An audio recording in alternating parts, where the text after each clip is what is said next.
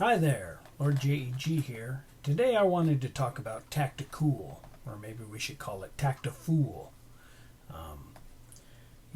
It's always funny how when you're walking around you can usually spot the TactiCool guy. He's got on his six pocket 511 pants, the stretchy combat pants, and he's got his flannel shirt, the I forget the name of the manufacturer even, but it's a certain brand that, it's recommended by T1SOs. So, T1SO, by the way, means Tier 1 Special Operator, which hardly anybody is. So it's, most guys who are wearing that shirt, very few of us ever will rise to that level. So it's just funny. It's for posers. It's not for the real deal. The real deal doesn't need it, for one thing. But that's kind of beside the point. Or like it'll be 120 degrees outside, and there's a guy, he's got his vest on, he's got his photographer's vest. Yeah, it's not a photographer's vest. It's his super duper super tactical vest. It's just hilarious.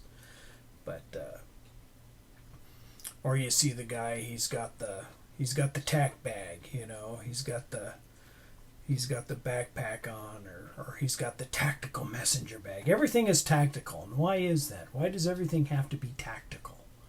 It's cool because it's tactical. It's like tactical doesn't mean anything, dude. Tactical isn't going to save your life. It's what's up here that's going to save your life. It's having decent equipment that's going to save your life. But even having decent equipment isn't going to do anything if you don't train with it. I'm down on the Las Vegas Strip 4 days a week. I have to blend in. So even if I wanted to look like TactiFool, I couldn't. Usually I have to wear some kind of, at the very least, some sort of button-up type shirt, and some sort of slacky type pants, So the closest I get to TactiCool is, if I can wear a pair of 5-pocket, stretchy slacks, But what that really comes down to, and is, the sort of equipment that you should carry. And again, it doesn't have to be, you don't have to have, let me just pull this out of here.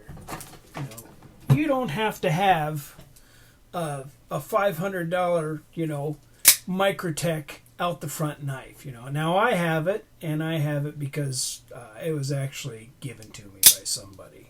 I would never buy one of these by myself. I would never spend $400 on a knife, or $500, or $300. I instead will spend $40 on a Kershaw. Get yourself a Kershaw. This is a Kershaw. This is a 3640, or 3460. Yeah. This is a Kershaw 3460. I think it's called the Weston. It's about $40. Great knife. It's a little longer than most. Most people check the laws in your jurisdiction. This one, some places, is not legal because it's too long. For that, in fact, I think this is another Kershaw. I like Kershaws because they're good knives. I've used them for a long time, and they're cheap. This is a Kershaw. Sucks to get old, dudes. Don't do it. It's a Kershaw 1830. Little 3.5 inch blade, something like that. I don't know. Feels like fiberglass scales, not G10 or anything fancy like that. And that's all you need. Get yourself a nice, $25 to $40 knife.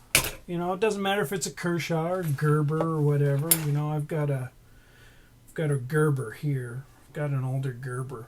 Honestly, it's not a very good knife though, because you go to it's really tight, which that's what she said. But and the release mechanism is really tight too, so it's tough to tough to close back up. And then get yourself a good multi-tool. You know, I like Leatherman's. In fact, I like the Leatherman Rev. As far as I'm concerned, that's the best multi-tool ever. It doesn't have scissors. It doesn't have a corkscrew. It doesn't have any of that other stuff, which I never use. If I need a multi-tool, I need a little plier. I might need an extra knife. You know, it's got the knife that's accessible on the outside.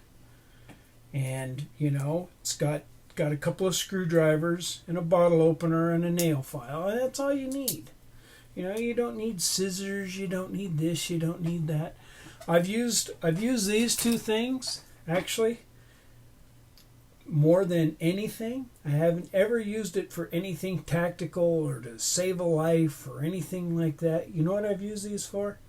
I've used them to help somebody get into their car. You can't believe how many people lock themselves out of their car in a parking garage in Las Vegas. It's ridiculous.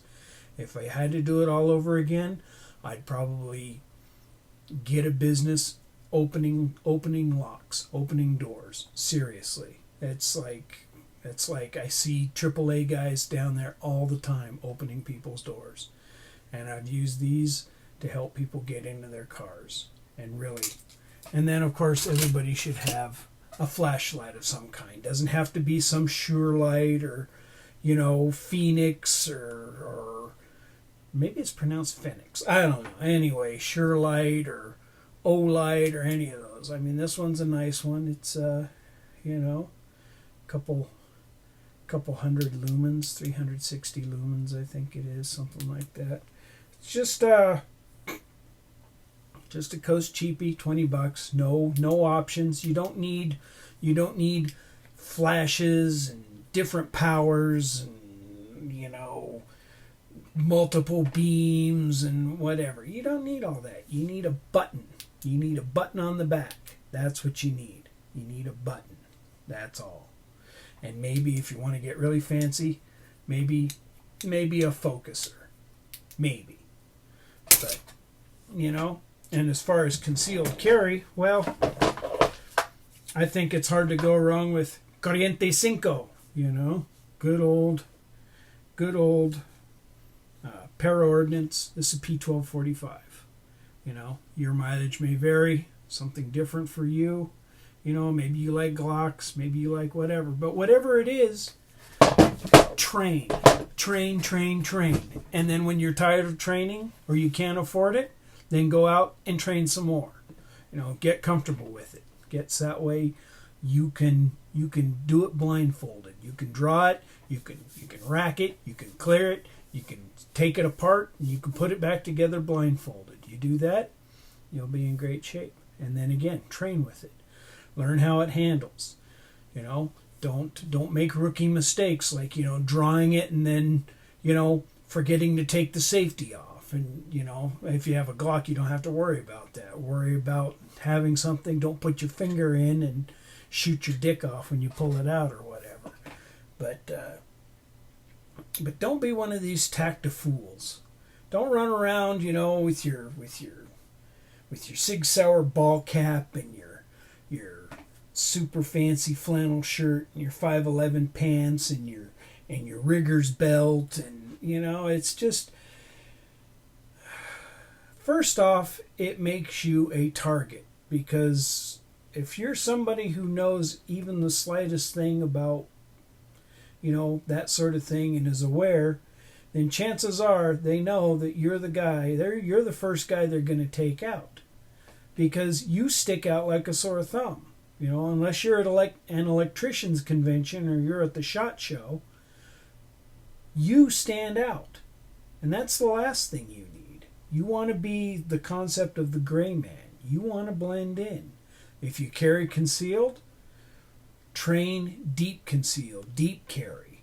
You know, some people can't do appendix carry. Hey, that's cool. You know, some people have to do, you know, inside the waistband, strong side, weak side, whatever. You know, that's up to you. If you can, carry deep. Again, always have some sort of little tools on you. You know, always have a backup. Have yourself your little everyday carry knife. Have yourself a flashlight. Have yourself some kind of multi-tool. And again, you'll probably never have to use it in any sort of tactical situation. It's nice to have a little something, to help somebody else out. And really, that's what you're doing. Even when you're doing, the whole TactiCool thing, is remember, it's not about you. It's about helping somebody else out in whatever situation. Most of us would have any kind of familiarity with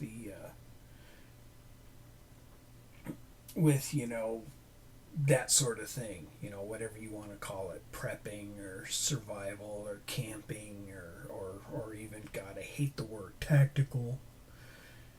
Anybody who has that kind of experience, it's not about you. It's about, the ability to help others to survive that situation. And really, that's all I have, is don't be the TactiFool. Don't try to be TactiCool. Just, be practical. And that's it. Thanks for dropping by. Take care.